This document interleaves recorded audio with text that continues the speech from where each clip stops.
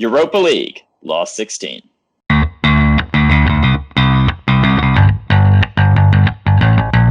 Hello everybody and welcome back to Very Biased Opinions. We're finally going to be able to conclude the Europa League, so we thought we'd dedicate a little bit more time to it rather than being just an afterthought tacked onto the end of our Champions League videos.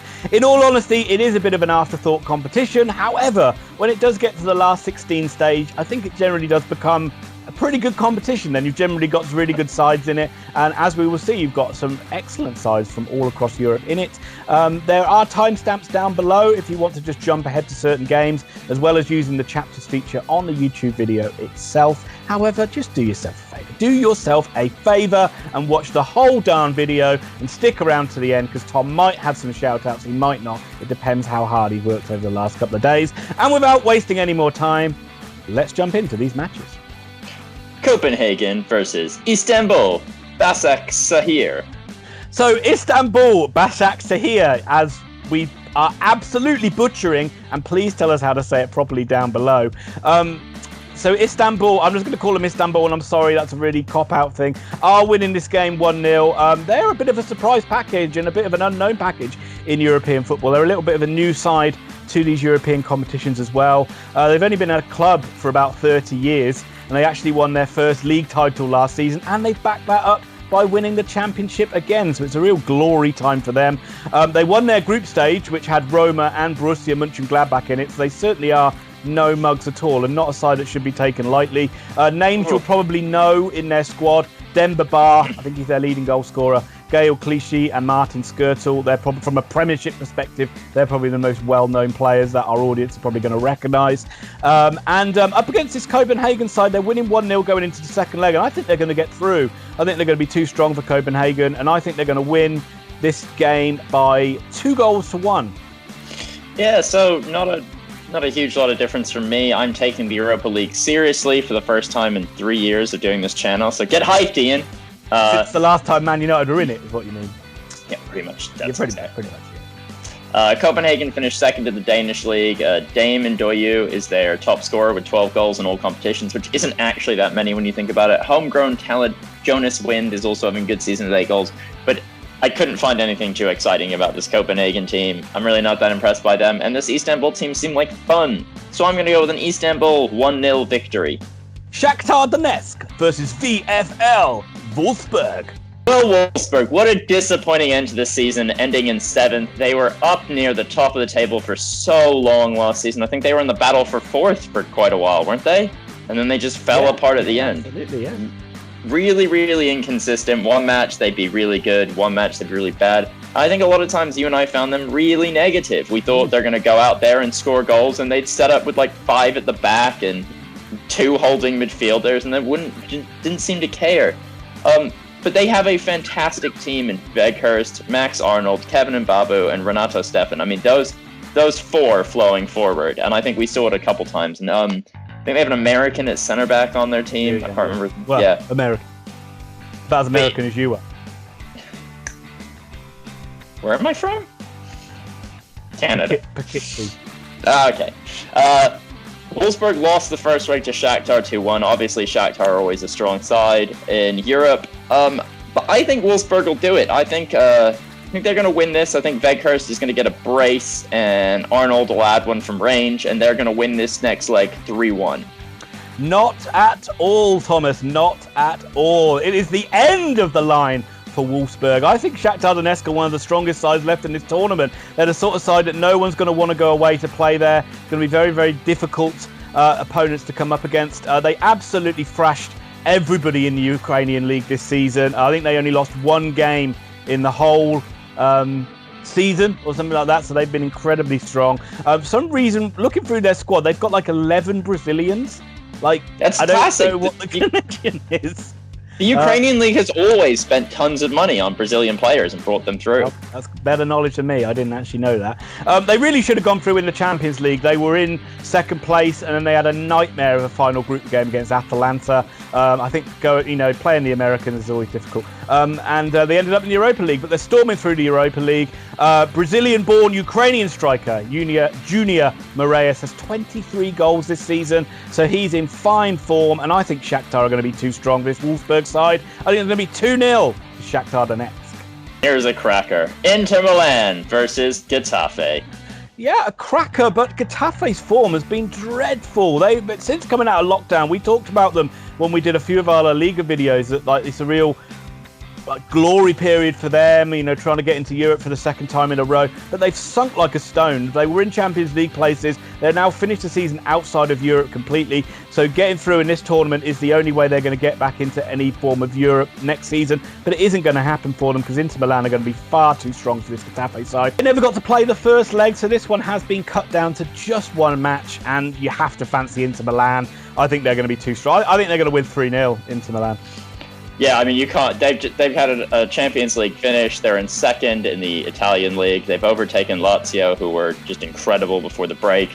Without question, one of the favorites of the Europa League. Obviously, they've got Eriksen, Lukaku, Alexis Sanchez. The side is just brimming with ex-Premier League talent. And you cannot see this weak Getafe side winning. The one thing Getafe have in their favor is it's a cup competition. There's only one game, so all they have to do is play well for one match. But Inter were flying coming at the end of the Italian league, so I've got them winning this. I think they're going to win 4-1. Bayer Leverkusen versus Glasgow Rangers. Oh, God, why? Why, Ian? Why do we have to talk about a Scottish side? You know what I think of this. You know what? You take Glasgow. I'm out. I don't care about these guys. They're going to lose. I love the way you just brand them. Glasgow. Like there's no other Glasgow side. Nope. Take Glasgow. You take the Glasgow Just like you Rangers. do with Sheffield, and it boils my blood. So it should. Well, Sheffield Wednesday, point deduction.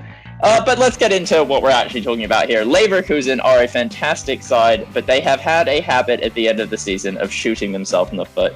They have the 5th highest possession in Europe. They are incredible with the ball at their feet, but there is no plan B, and sometimes they don't quite seem to know what plan A was. They'll be desperate to win the Europa League after finishing 5th in the Bundesliga, having been in 4th for pretty much the entire of the break before falling apart. Kai Havertz will still be there, though I think we all doubt he'll be there in a month and a half's time, but he's still there to lead this club. They're so good, and with Diaby and him playing in whatever other striker, or if it's Kai Havertz being up front, but playing him in, this is going to be just an absolute mauling for Glasgow. I think they'll have played one game. Why am I calling them Glasgow? I don't know. This will be an absolute mauling for Rangers. I think Rangers have only played one game, whereas Leverkusen have played 8. They should be raring to go, and I think they'll win again 3-1. Yeah, it's the last chance for Leverkusen to try and get back in the Champions League, isn't it? So they've really got to go hell for leather in this one. But it wouldn't really matter, Tom, if Rangers would have played 25 games. Bayer Leverkusen are going to be too strong for them. I think the Scottish sides have had a few. Obviously, they've had warm-up games going into playing their start of their SPL season, which is actually going off right now. Last time I looked, Rangers were winning against Aberdeen in the first game of the season. But the Scottish League is not strong. I mean, Celtic struggle to compete against the European sides, and everyone below them has an even tougher time. Gerrard, he's done a good job, but it's like a constant rebuilding process at the Gers, trying to get them a little bit closer to Celtic every single season. I would say this season they punched above their weight and they've done a good job to get this far. But when Jermaine Defoe's still like your main goal scorer, it kind of shows you where Scottish football sits in the European standings at the moment. And against Leverkusen, they're not going to have the ball. They're going to be chasing shadows for the whole 90 minutes. And unfortunately, this is where the journey ends for Glasgow Rangers, because Leverkusen are going to win 2-0. Sevilla versus Roma. AS Roma, I'll have you know, Thomas. But Roma had a really strong end to the season, but they still couldn't get into the Champions League places. They finished 5th. They scored like 3 goals a game in the last 6 games of the season. They scored 18 goals in that time, so the strikers are bang in form. Chris Smalling's been amazing. We've talked about him a lot. He's had a really good season, like almost rejuvenated his career over at Roma this season. Dzeko's banging in the goals. Sevilla have a love affair with this tournament, but I think Roma will be too strong. I think Italian football is really strong this year at the moment, isn't it? There's a lot of good sides in Italy at the moment. If Roma aren't making the Champions League, it must be a strong league. And I think Roma, this is one of those ones that's just a one-leg shootout, and I think Roma will get through. I think it will be 2-1 to the Romanians. you do feel an Italian side will be able to contain like a Sevilla. And we know Sevilla, like, this is their tournament, right? It's a weird thing to have, but they have the Europa League. This is definitely, like you said, one of the ties the round. Sevilla finished the season in great form. They ended up in 4th in the La Liga, so they will be in the Champions League next year. They've won the Europa League, I think, 3 times in the last 10 years or something. And their duo of Ever Banega and Luis Ocampos, you can never write them off. But I have Roma winning this as well. I think it's going to be cagey. I think it's going to end 2-0 to the Romanians. All hail the Romanians. FC Basel versus Eintracht Frankfurt. Eintracht Frankfurt, a German team we get to talk. Oh my God, they're losing 3-0 from the first leg. I tell you, that was so unlucky. Because obviously, you'll talk about it. It's just because Frankfurt's form was in the toilet when they played this first leg. Well, Frankfurt in general were in the toilet all season in the Bundesliga. They're, a Europa League, Champions League side, and they just couldn't put it together all year in the Bundesliga. And they lost 3-0 to Basel in the first leg. They were a lot better to end the season. Good form got them up to 9th, which I think even with like 3 rounds of the Bundesliga to go, we couldn't have seen that happening to them. But cometh the hour, cometh the man, and Daichi Kamada is their leader, their homegrown talent from Japan. They've got talent throughout the side, victims of their own success. A fixture pileup really did knock them around before lockdown, but Daichi is going to lead his merry band of pranksters to a sensational victory. They are going to beat the Basalians 5-1 and make it through to the next leg. You heard it here first, folks. It could happen. It could happen. We've seen Frankfurt have some great games in the Bundesliga, and Basel have not had a great season. They only finished 3rd in the Swiss League. That was difficult for me to say. They only finished 3rd in the Swiss League, and they really did play Frankfurt at the best possible time. Because they've got such a big lead, I think they will get through. They have actually been in okay form in the league, so I was 3-0 is just too big of a deficit for Frankfurt to overcome, in my opinion. And I think Frankfurt will win the game, but Basel will go through. I think it will be 2-1 to Frankfurt. Yeah, I can't actually see Frankfurt doing it, but I'm still going for 5-1, Ian. It's the hope that kills you, Tom. It's the hope that kills you. Wolverhampton Wanderers versus Olympiakos. Olympiakos, Thomas. I took Olympiakos away from you because I didn't want to hear you talking 25 minutes about how they beat Arsenal in the previous round. Yes, they are the conquerors of the Gunners, and they stormed to the Greek title. I think they only lost 1 game all season. In fact, earlier on in the video where I talked about Shakhtar Donetsk only losing 1 game, it was actually Olympiakos, the side I was thinking of, who have only lost 1 game. I don't know how many Shakhtar lost. Go and do your own research that I should have done. But an amazing season for them in the Greek League. It's not going to be an easy game for Wolves. They've showed that they can come away to a Premier League side and get the job done. Yusuf El Arabi, who got the winner against Arsenal very late on in that game, has 27 goals this season. And we know Wolves are dead on their feet for the amount of fixtures that they've played. But I've got to back the Wolves. I've got to back them. We have too much love for Wolves on this channel, and I think they're going to get through in this one. I think it's going to be a 2-1 win for the Wolves of Wolverhampton. Yes, the 1-1 draw from earlier basically means it's a blank slate. Whoever wins this goes through. And I don't know what to think of Wolves right now because Traore did not play a lot down the stretch. It seemed really weird, but he was on the bench a lot. And when Traore isn't playing, the team kind of lacks the player who can just completely, who can unpick any defense in the league with his speed, his passing, etc. And so I think if Wolves can get Traore out on the pitch, him and Jimenez will link up and they'll beat this Olympiakos side. I think it's going to be close. It's going to be a tough match. As we saw in the Arsenal match, Olympiakos just didn't quit at any point. Even when they conceded in the 90th minute, they were still trying to get that goal, and they did.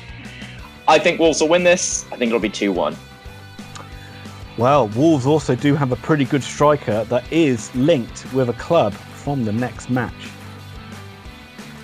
Thank you for everybody that stuck with us through this video. We know that all those other games are meaningless compared to this one because it is time for the main event. Manchester United hosting Lask. Well, this one was a complete blowout from the first leg. I'm not really going to talk too much about Lask, but before we get to them, we have to throw it over to resident expert and Manchester United fan, Thomas Pickering. I'm loving your notes on this game, Ian. Where under Man United, there's nothing except one line where it goes, they might be able to sneak through with a 5-0 advantage. It's a sneak. The first leg, United were in complete control, and it was kind of the beginning of the Fernandes era at Man United then. They were really strong. Odi and Ighalo scored what could quite possibly be goal of the season, and at that point we were all debating how legitimate... I would actually disagree with that, and I'd say if Ighalo scores a screamer and there's no one around to see it, does it really happen? And that was the debate, and then we went into lockdown like 3 days later. We all know I reckon Man United are going to win this. They've been really strong to end out the season. They've come third in the Premier League. They're on absolute fire. And when Pogba and Fernandes play at the same time, it doesn't really matter the merry brand that's around them. They're really good. And Mason Greenwood is coming of age at the right time. So, United will probably beat this Lask side. And you know what? I'll go 4-0. Just linking it in quickly, Tom, to what I said about the Wolves game. What do you think about Jimenez, possibility of him joining Man United? I love Jimenez. I really do. We need a goal scorer, but it makes me worry that Mason Greenwood won't get as much match time anymore. And I love the young forward players Man United have now, and Martial, Rashford, Greenwood, even Daniel James is a backup. Ighalo, yep, very young, very talented. He's an up and comer, that one. But I'd love Jimenez to play for us, but at the same time, I just hope that in some way then Ollie would be able to sort out that Greenwood and Rashford and Martial still get as much game time as possible. Do you not think that signing him though makes a real statement towards Man United possibly challenging for the league? Yeah, it probably does. And you know what? Under every good United championship winning team, they always had like 2 or 3 strikers at any one time, and there was always someone on the bench that when you brought him on, you're like, oh crap, so he's cool.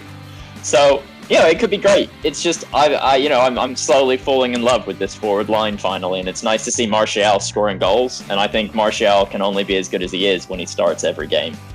And okay, well, yeah. Quickly, Man United are going to win this game 3-0. Lask are obviously they're quite a small fish in this pond, but they've done really well to get this far in the competition. It's their first sort of journey into Europe as a club, and they've managed to do that again for next season as well, where they got themselves into the qualifiers for the Europa League. So well done to them. Going to be a bridge too far. Was a bit of a shame that the fans couldn't get to see their team play against Man United in the first leg, but Man United will win this. Perfect game for them because they can play a load of youth players and sort of ease their way back into playing better sides further down the line. Man United will win 3-0. Right, Ian, that's it. That's all the Europa League fixtures. So all that's left is for me to thank everybody for liking, subscribing, and then let's go through the commentators. Because thank you all of you for commenting. Go through the commentators, did you say? Yeah, I know. I said it. It didn't sound right. Chris Smith commented on the last video, although obviously our last video had Champions League in it, so he said Liverpool will get through. Alexander Allen says she wants Paris to win as Neymar is better than Messi and Ronaldo. I am banning her from my channel.